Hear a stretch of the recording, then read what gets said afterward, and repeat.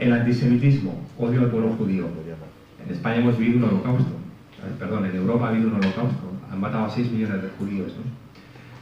Hay una encuesta hecha por la Liga Antidifamación en 7 países europeos, entre ellos España. ¿Quién tiene la culpa de la crisis económica? Y un 37% de europeos dicen, la culpa de la crisis económica es de los judíos, porque controlan la economía mundial y porque son un poder en la sombra. ¿Cuál es el problema?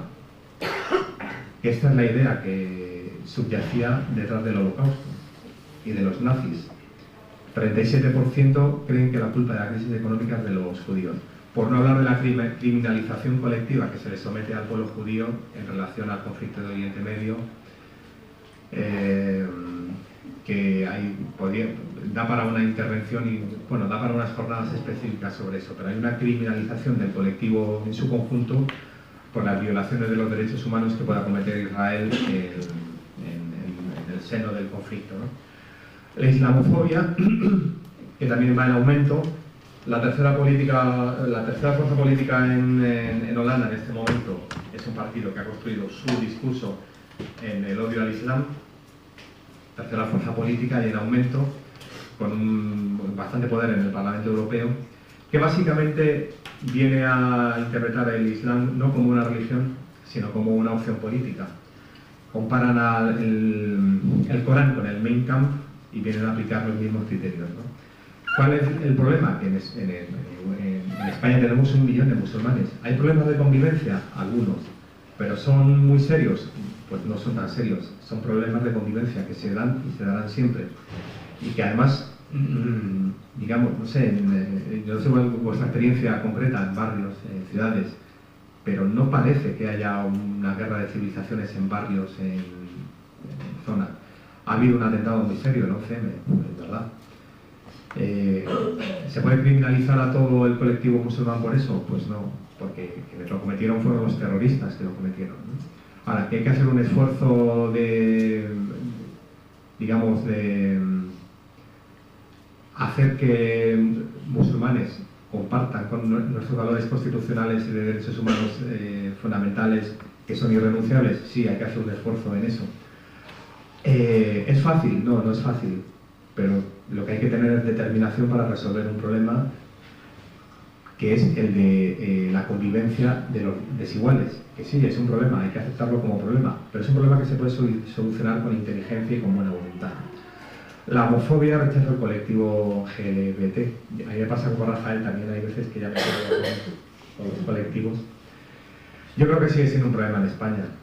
Tenemos igualdad de derechos, por supuesto, hemos avanzado, pero no sé, sabéis que hay una casuística de bullying en los centros escolares, de chavales que les hacen acoso escolar por el hecho de ser homosexuales, que es bastante fuerte. Y no sé, todavía sigue habiendo agresiones y asesinatos de gente por ser gay y lesbiana. Por ejemplo, en Málaga hay una lesbiana, una transexual en coma, víctima de una agresión, y la verdad es que se ha corrido un tupido velo, no sabemos qué es lo que ha ocurrido realmente, pero yo he escuchado a gente de la delegación del gobierno de Málaga decir que ha sido un crimen de odio. Eso pasa en el año 2010, en la España de Zapatero. Todavía tenemos que seguir trabajando en eso. Aporofobia, el rechazo a la pobreza extrema. Sabéis que hay una casuística también elevada de agresiones a indigentes. Todo el mundo seguramente recordaréis esas imágenes del cajero de Barcelona en la que 2 jóvenes queman vivo, prenden fuego, echan gasolina y queman vivo a una indigente. La heterofobia, es decir, la fobia a los me dice que tengo que ir a cabo. La fobia a los diferentes.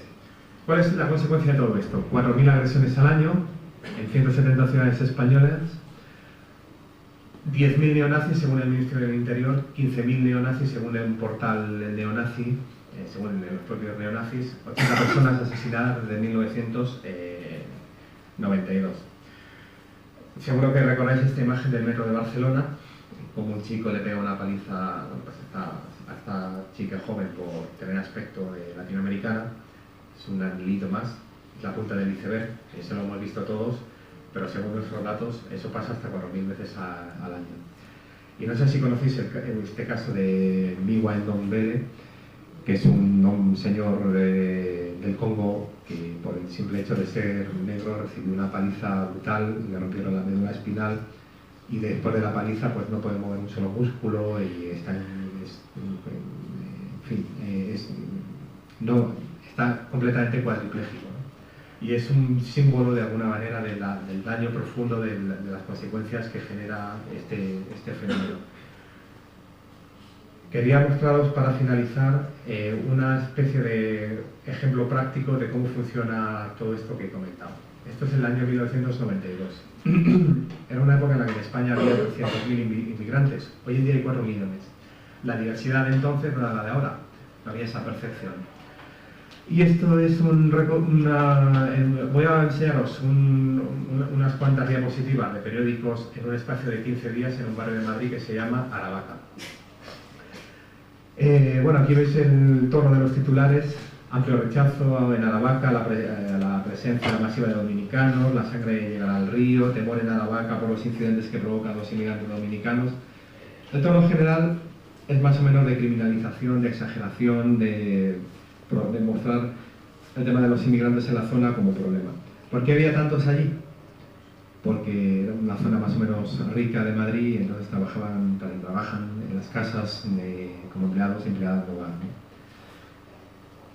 200 dominicanas apalean a la policía municipal en Aravaca para evitar detenciones, más problemas, información espectacularizada, estigmatización más o menos visual. Vale, me viene aquí. La extrema derecha en medio actúa, inmigrante igual a maleante, inmigración española, los españoles primero. Fijaos que había solo 300.000 inmigrantes. El cartel es importante, es interesante. ¿Por qué? Porque demuestra que el prejuicio no tiene que ver necesariamente con la realidad. Quiero decir, el prejuicio se crea de manera organizada. Luego cuaja o no cuaja, ¿no? Pero se crea. En fin, esta situación en el barrio. Es un espacio pequeño de geográfico.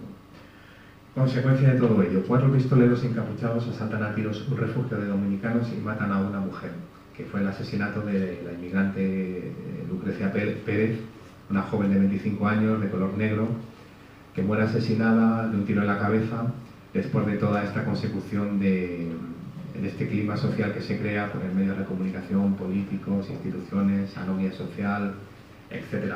Vino a España con una sola ilusión, y es que su hija fuera a la universidad.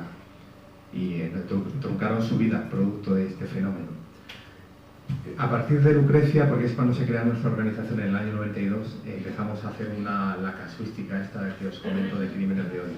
Y desde Lucrecia hasta el año 2009 tenemos contabilizados más de 80 asesinatos, más o menos en circunstancias similares. Entonces, nombre y apellido de las 80 y tantas víctimas de este fenómeno. Tengo que ir acabando, ¿verdad? Bueno, simplemente acabo en 5 minutos, ¿de acuerdo? Sintetizo. Quería enseñaros esta foto, porque no se puede... El problema de los delitos de odio y de intolerancia tiene que ver con que haya un discurso de odio, como os mencionaba al principio, y tiene que ver con el hecho de que hay grupos de odio organizados. Y esta foto que os pongo aquí simboliza muy bien lo que son los neonazis hoy en día. Porque hay que desterrar una idea, y es que porque muchas veces en debates, en charlas, en tertulias, siempre hay alguien que dice: bueno, eso es gente que no sabe ni quién era Hitler, no es más que una tribu urbana, son 4 gatos, no saben, son unos ignorantes. Pueden ser neonazis igual que son rockers, o heavies, o mods, o siniestros. Es una tribu social, es una tribu urbana. Esa es la idea preconcebida, que desde nuestro punto de vista es falsa.